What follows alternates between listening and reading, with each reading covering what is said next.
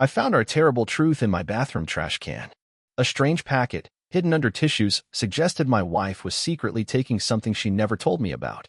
What I noticed and began to suspect was a threat to our marriage. We hadn't shared a room in months, and her excuses were becoming patterns. I didn't confront her right away. I waited. And what I found next made me question everything, including whether our kids were really mine. My name's David. I'm 34. I work in IT, and I used to believe I had a good life, steady job, cozy house, 2 beautiful kids, and a wife I thought I knew. Her name is Lauren. We met in our 20s, got married young. She had this magnetic energy, sharp, ambitious, always planning for tomorrow. I admired that. We had our ups and downs like any couple, but for the most part, we were solid. At least I thought we were. One Saturday morning, I was in the bathroom throwing out a used razor when I noticed something wedged under a wad of tissue. I bent down and pulled it out. A foil pack. A pharmacy label. Lauren's name was printed clearly on the side.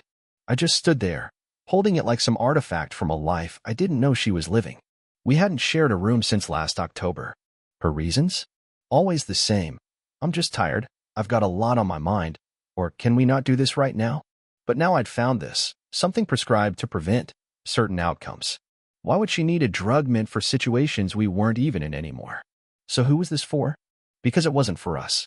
I put the pack in the pocket of my hoodie and walked out of the bathroom slowly, like I was still trying to process what I'd just seen.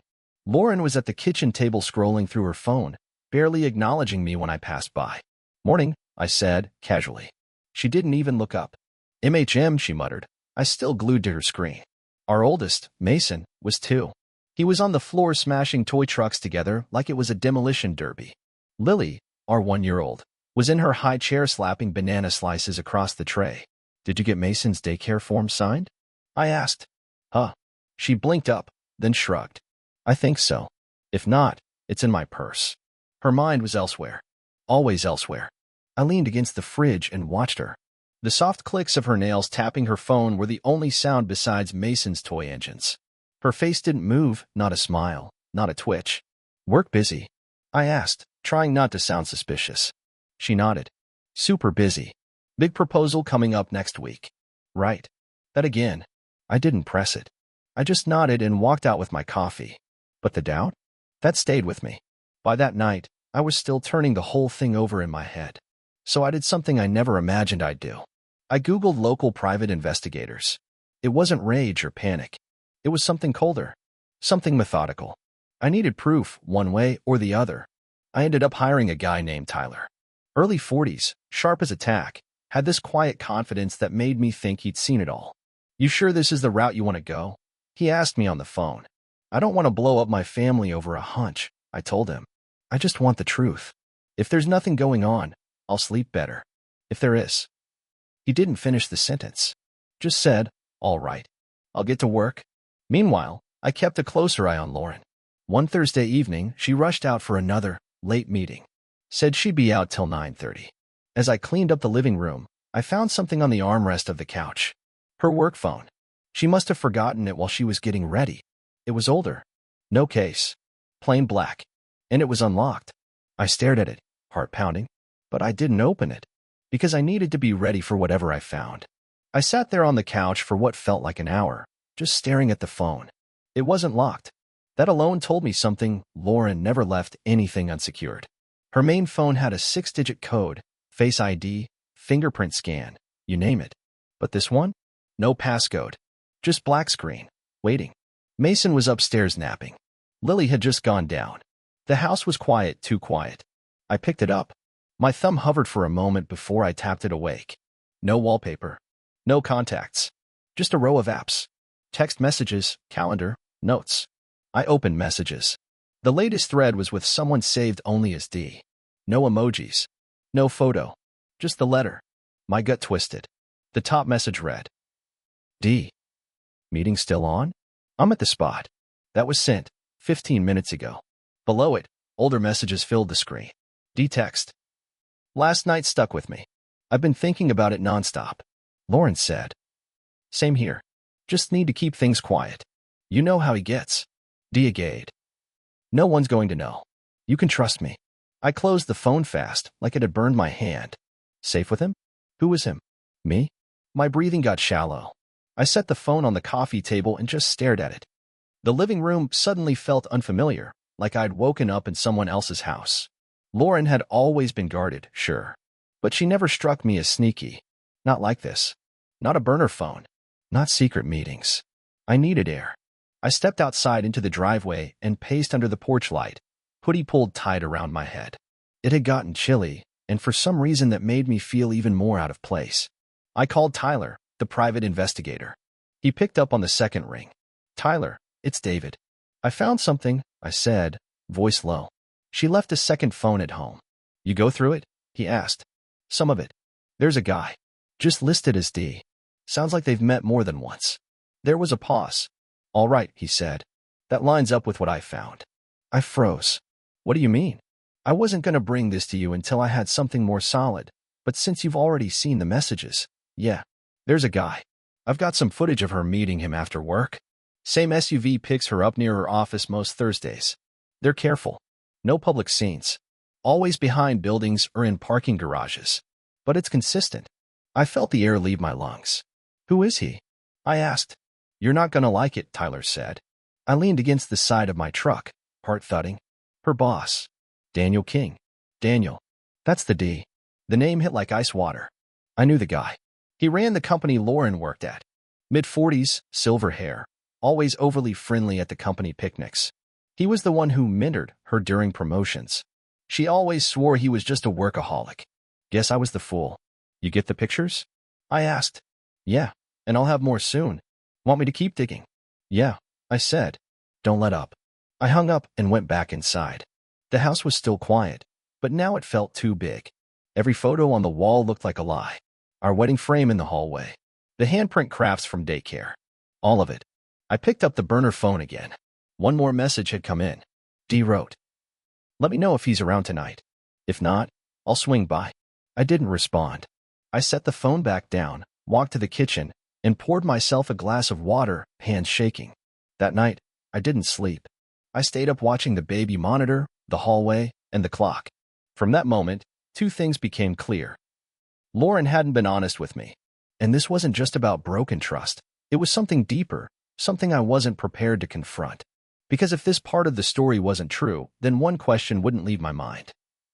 What else was she hiding? I didn't say a word that weekend. Lauren came home late Thursday night, around 10:15 p.m. Hair freshly brushed, light perfume trailing behind her, coat swinging like nothing had happened, like she hadn't just appended everything and moved on without a care. I was sitting in the living room with a book I wasn't reading. "Hey," she said, setting her bag down by the door. "Long day." I just looked at her. "You eat?" "Yeah, grab something with the team." The team. That's what she always said when she meant Daniel. I didn't correct her. I nodded like I believed it. She kissed Mason on the forehead, tiptoed past Lily's crib, and didn't even glance at me again before disappearing into the bedroom. The next morning, I called Tyler again. "I need something else," I told him. "What are you thinking?" "I've been considering a discreet DNA check. Just to be sure. For both kids." Silence. Then, "You sure?" "Not really. That's the issue. Lauren and I had been together for 6 years, married for 4. Mason was 2. Lily just over 1. But both kids had been surprises. No real planning. She always told me they just happened. Now I wasn't so sure. Tyler set it up through a private lab. Discrete collection kits, delivered to my office. He even found someone who could quietly pick up the samples during my lunch break. I felt sick the entire time. I looked at Mason, his wide eyes, his chipped tooth, and wondered. I looked at Lily's curls, her smile, and I wondered. Not because I wanted to, but because now I couldn't not. A week passed. Tyler texted me on a Wednesday afternoon. "Results are in. Call me when you're free." My heart dropped like a stone. I called immediately. Pacing in the stairwell at work, I barely breathed as he answered. "David," he said. "I'm sorry, man." I didn't speak. My hand gripped the railing so hard my knuckles turned white. "There's no genetic connection between you and either child."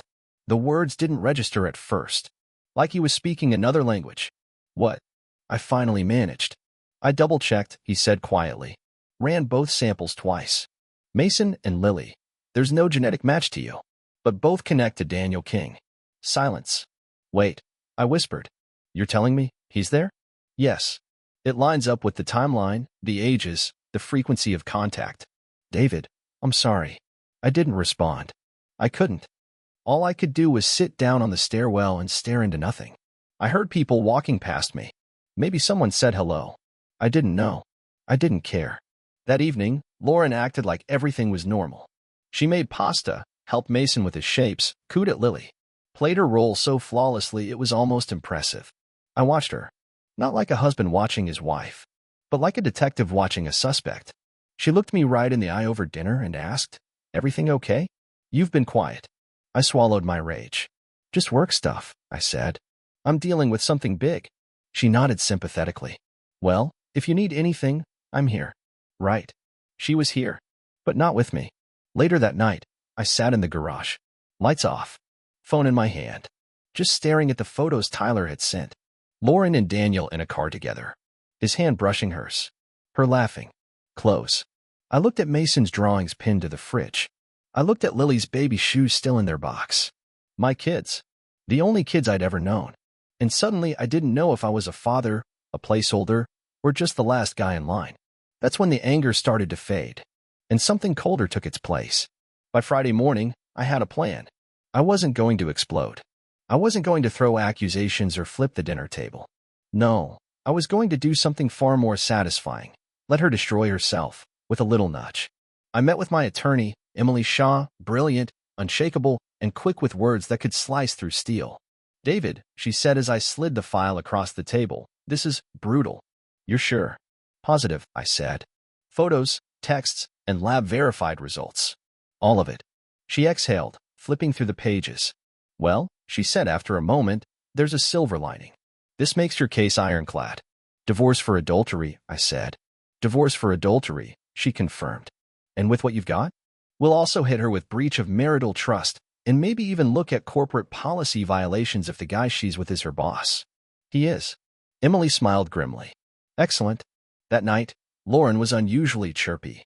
She came into the living room, sat beside me, and started rubbing my shoulder. I kept my face still. "Tired?" she asked. "Little bit," I muttered, not looking away from the news. She leaned against me like we were some Hallmark couple. Like nothing was broken. "Oh, by the way," she added casually, "Daniel might want to invite us to his company's holiday mixer. Think we should go?" I turned my head slowly. "Daniel?" I asked. "Yeah, my boss." I looked at her. Really looked. Calmly. Coldly.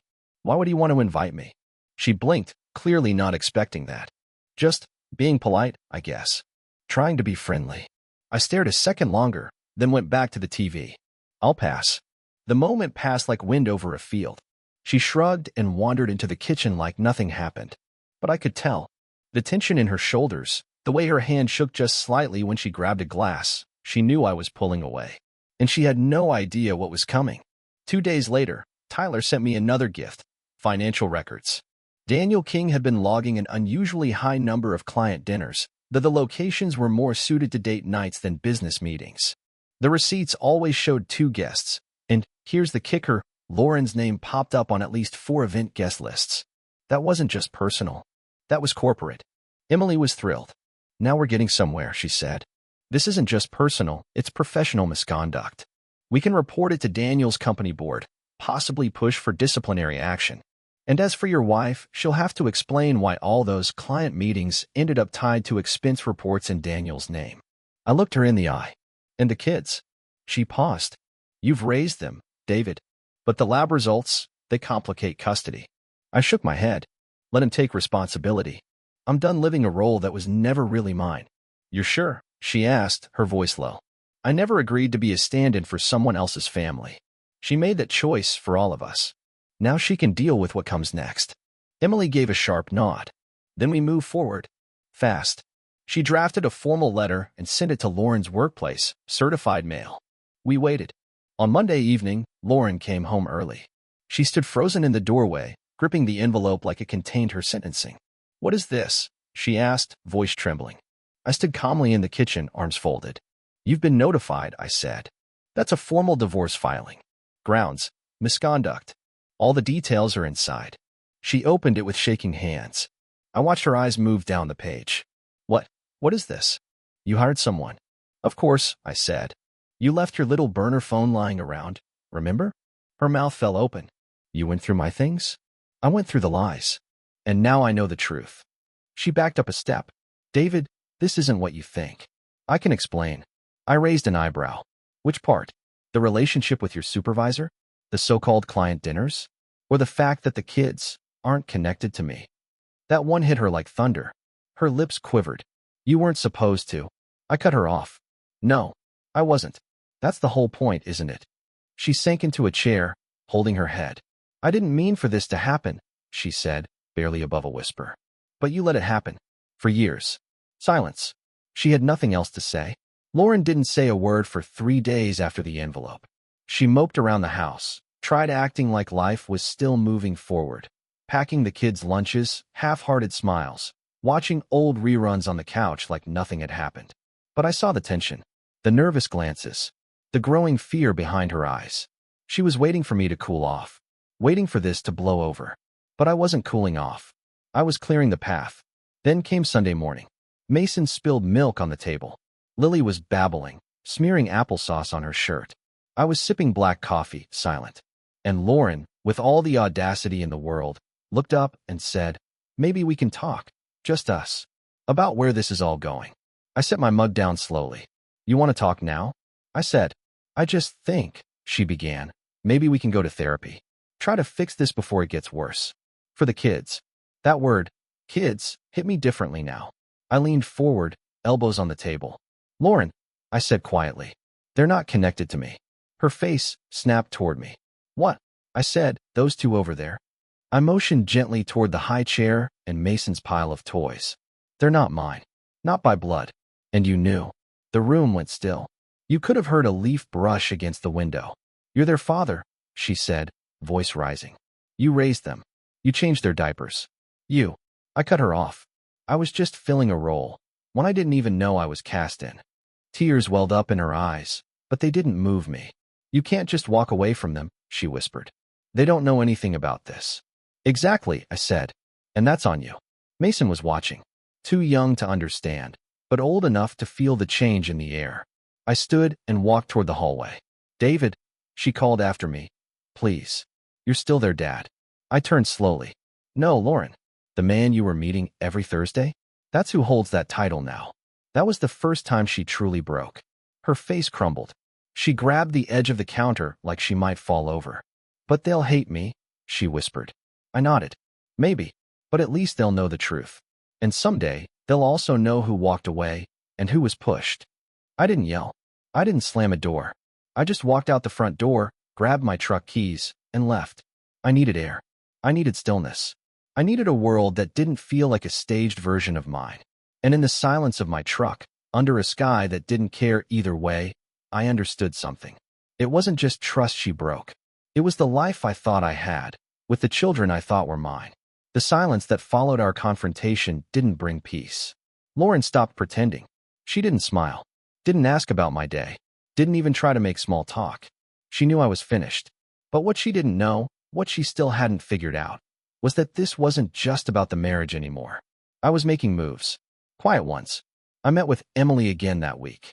We sat in her office, papers spread across the polished desk, each one designed to end Lauren's leverage over me. Daniel's company has a zero-tolerance policy on internal relationships, Emily said, especially anything that could be considered unethical or damage client trust. If we submit the evidence to HR anonymously, it'll trigger an internal review. Will it be anonymous? I asked. Emily smiled. Let's just say it'll look that way. The thought of Daniel facing public consequences felt like a warm cup of justice. But this wasn't about payback. It was about accountability. He made a career off pretending to be respectable. Family man. Company leader. Behind closed doors, he was booking luxury rooms. Let him explain that to the board. Meanwhile, Lauren started to pivot.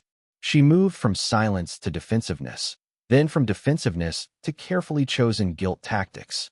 One night after putting Mason to bed, she sat on the edge of the couch and said, You know, I was going through the bills and I noticed the joint account's been touched. A lot. I didn't look up from my laptop. Yep. Moved it to my personal account. You can check the court documents. I've already filed for financial separation. You can't do that without my consent, she snapped. I can't, I said calmly. It's in the prenup. You signed it. The misconduct clause applies here. Her face paled. She remembered the prenup. My father had insisted on it before our wedding. Just a formality, she called it back then. Guess it's not so formal anymore. She stood up, pacing. So what? Now you just cut me off completely. No, I said, closing my laptop. Now you fund your own life. You lied for years. You let me raise another man's kids. You lost the right to ask me for anything. She didn't say a word, just stood there, trembling, jaw locked. That night, she tried one last tactic. She used the kids. I was walking past Mason's room when I heard her whispering. You know Daddy's being mean right now, she said softly. But Mommy's trying to fix it. It's just hard when people don't forgive. I stepped into the doorway. Mason looked up. Daddy, are you mad at Mommy? I crouched beside him. I'm not mad, buddy. I'm just sad, I said, brushing his hair back. Sometimes people do things that hurt others. And when that happens, the best thing we can do is tell the truth. Always. Even if it's hard. Lauren turned red, biting her lip. But she didn't argue. Because she knew, those words weren't just for Mason. They were for her, too. Daniel King's empire began to crack on a Wednesday morning. Emily sent the anonymous complaint through Daniel's company's internal ethics portal. Attached were screenshots of texts, timestamps of hotel visits, receipts charged to his corporate card, and 2 photos that showed Lauren stepping with him. It was clinical, precise, devastating. By Friday, the dominoes started falling. Lauren came home looking like she'd aged 5 years in one day. Her blazer was wrinkled, her eyes hollow, and her hands wouldn't stop fidgeting. They launched an investigation, she said. Someone reported Daniel. HR pulled us both into a meeting. I stayed at the sink, rinsing out a glass. Must have been a shock, I said, not turning around. They showed him receipts, she continued, her voice tightening. Asked about personal meetings billed as client dinners. I told them it was a misunderstanding, but... She trailed off. But what? I asked. She hesitated. They suspended him. With pay. Pending review. There it was. The first official consequence. I could feel it in the air, like the pressure dropping before a storm. Lauren collapsed onto a kitchen stool, clutching her phone like a lifeline. They're going through his email logs next, she said. If they find anything else. They will, I said flatly. They always do. She didn't respond. That weekend, she tried to retreat into denial. She took the kids to the park, bought cupcakes, posted smiling photos to social media like nothing had changed. But behind closed doors, she barely spoke. And when she did, it was clipped and defensive. Sunday night, we had dinner in silence. Until she looked up and said, "This can't be the end of us." I didn't answer. She pressed. "David, we built a life together. A family." "No," I said, putting my fork down. "I built a life. You borrowed it." Tears started to form, but I wasn't moved. "You didn't just break trust, Lauren. You took years from me. You made me believe what we had was real. And when the truth came out, you stood there like you were the one who'd been wronged." She tried to reach for my hand across the table. I pulled back. "Daniel's not going to save you," I said quietly. "And I'm not going to either." The next morning, I filed the final paperwork for divorce. Emily submitted the complaint to Daniel's corporate board with the full evidence packet, no longer anonymous. And as I walked out of the courthouse, documents in hand, something strange happened. I felt light. Not happy. Not free. Not yet. But the burden? The one I'd been dragging behind me for months? It had started to loosen. 2 weeks passed. Lauren kept pretending there was a path back. She sent long texts late at night. Left handwritten notes on the counter like they'd erase what she'd done. "Let's talk after the kids go to bed. I know I made mistakes, but I never stopped loving you. I thought we could get through anything, David." I didn't respond to a single one. I was beyond words. Emily scheduled our court date. The filing included misconduct to me, misuse of shared finances, and, thanks to our prenup, Lauren's position was already severely limited before she even stepped into the courtroom. She tried to drag out the process, filed for mediation, asked for shared custody, tried suggesting I was emotionally unstable in one of her filings, said I acted erratically and disengaged from family duties. Emily crushed it.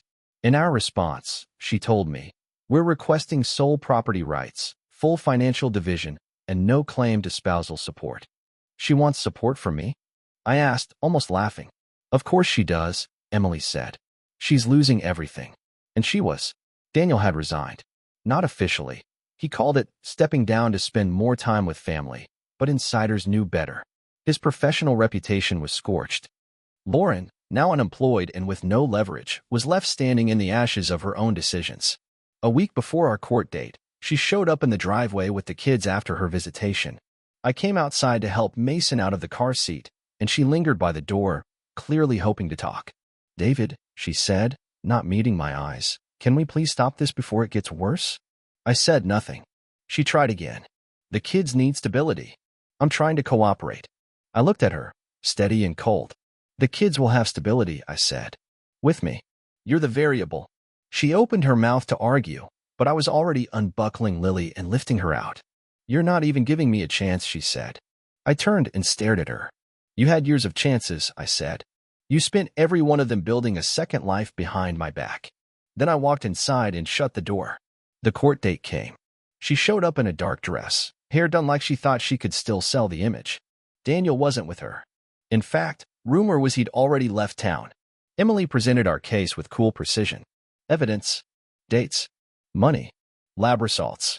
Lauren's lawyer tried to soften the narrative. "There's emotional damage, yes, but my client regrets her choices and wishes to maintain partial custody and financial security."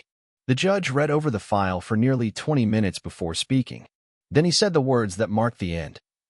"Divorce granted on grounds of marital misconduct. No alimony awarded. All shared assets, including property and joint accounts, are retained by the petitioner." The judge paused, then continued. "As for the children, due to the petitioner's request and the verified results of paternity testing, this court acknowledges that he is not the biological father. Custody will not be assigned. Parental obligations are hereby terminated." That silence in the room? It felt like time froze. Lauren's mouth fell open. Her attorney tried to object, but it was too late. The ruling was final. I didn't flinch. I'd already grieved that loss. I wasn't going to spend the rest of my life pouring love and effort into someone else's life. I had told Emily from the beginning I would not raise another man's children. The moment those words left the judge's mouth, I felt something shift inside me. Not joy. Not vengeance. Just closure. Lauren didn't cry. She didn't scream. She just stood there, looking small for the first time in her life. After the hearing, I walked past her without a word. She whispered, barely audible, "So that's it." I stopped, turned slightly. "You made your choice," I said. "Now you get to live with it." Then I walked away for good. She threw me away. 2 weeks passed. Lauren kept pretending there was a path back. She sent long texts late at night. Left handwritten notes on the counter like they'd erase what she'd done. "Let's talk after the kids go to bed. I know I made mistakes, but I never stopped loving you. I thought we could get through anything, David." I didn't respond to a single one. I was beyond words. Emily scheduled our court date. The filing included misconduct to me, misuse of shared finances, and, thanks to our prenup, Lauren's position was already severely limited before she even stepped into the courtroom. She tried to drag out the process. Filed for mediation. Asked for shared custody. Tried suggesting I was emotionally unstable in one of her filings. Said I acted erratically and disengaged from family duties. Emily crushed it. In our response, she told me, "We're requesting sole property rights, full financial division, and no claim to spousal support." "She wants support from me?" I asked, almost laughing. "Of course she does," Emily said. "She's losing everything." And she was. Daniel had resigned. Not officially, he called it stepping down to spend more time with family, but insiders knew better.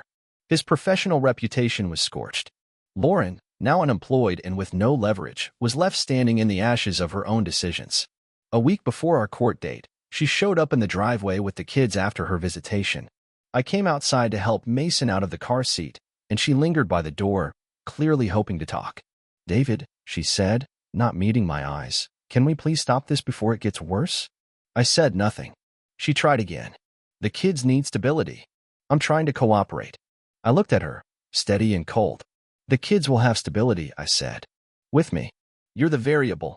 She opened her mouth to argue, but I was already unbuckling Lily and lifting her out. "You're not even giving me a chance," she said. I turned and stared at her. "You had years of chances," I said. "You spent every one of them building a second life behind my back." Then I walked inside and shut the door. The court date came. She showed up in a dark dress, Hair done like she thought she could still sell the image. Daniel wasn't with her. In fact, rumor was he'd already left town. Emily presented our case with cool precision. Evidence, dates, money, lab results. Lauren's lawyer tried to soften the narrative. There's emotional damage, yes, but my client regrets her choices and wishes to maintain partial custody and financial security. The judge read over the file for nearly 20 minutes before speaking. Then he said the words that marked the end. Divorce granted on grounds of marital misconduct. No alimony awarded.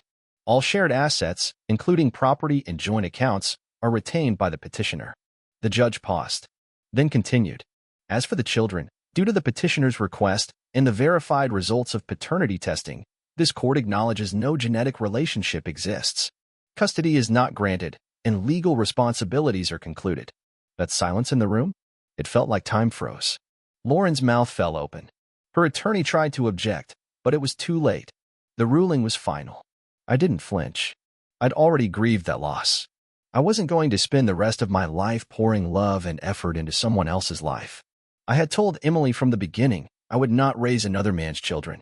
The moment those words left the judge's mouth, I felt something shift inside me. Not joy, not vengeance, just closure. Lauren didn't cry. She didn't scream. She just stood there, looking small for the first time in her life. After the hearing, I walked past her without a word. She whispered, barely audible, "So that's it." I stopped, turned slightly. "You made your choice," I said. "Now you get to live with it." Then I walked away for good. She let me go long before I ever left. I didn't celebrate after the court ruling. Just silence and peace.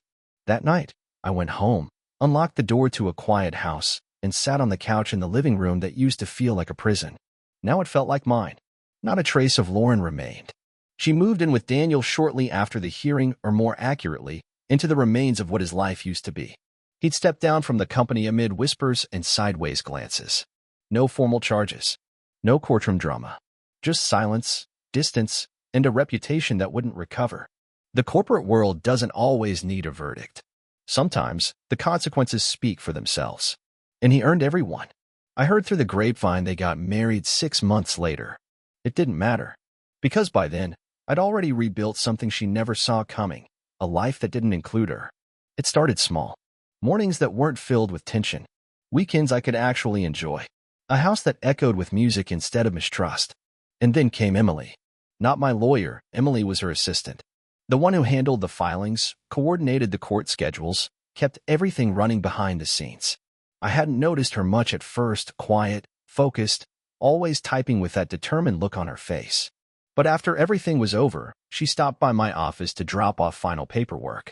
I just wanted to say, she paused, "What you did took guts." I gave her a small nod. Didn't feel like it at the time. She smiled. "Still, most people would have folded. You stood your ground." I walked her to her car that day. And the next time, we had coffee. Then lunch. Then, slowly, a friendship. She never pushed. She never pried. She just listened. Understood. Held space without trying to fix me. And before I knew it, she became the only part of my week I looked forward to. One afternoon, we were sitting at a little diner outside town, sipping coffee while the sky clouded over. "I've seen a lot of messy endings," she said, stirring her drink, "but I've rarely seen someone come through it this grounded." "I wasn't," I said. "Not at first. But you are now." I looked at her and realized something. She was right. Lauren may have tried to tear down the foundation, but she hadn't realized I was the foundation. She just abandoned the house. I never reached out to Mason or Lily again. It hurt, more than I ever admitted out loud. But they were Daniel's children. That truth doesn't go away just because it's inconvenient. I've made peace with it. Letting go doesn't mean forgetting. It just means I stopped bleeding over wounds she never tried to heal. Now, I'm doing well. I wake up each day without wondering what lie is waiting around the corner. And Emily? She's still here. We're not rushing anything, not labeling anything. But it's real. It's honest. And after everything I went through, that's all I ask for.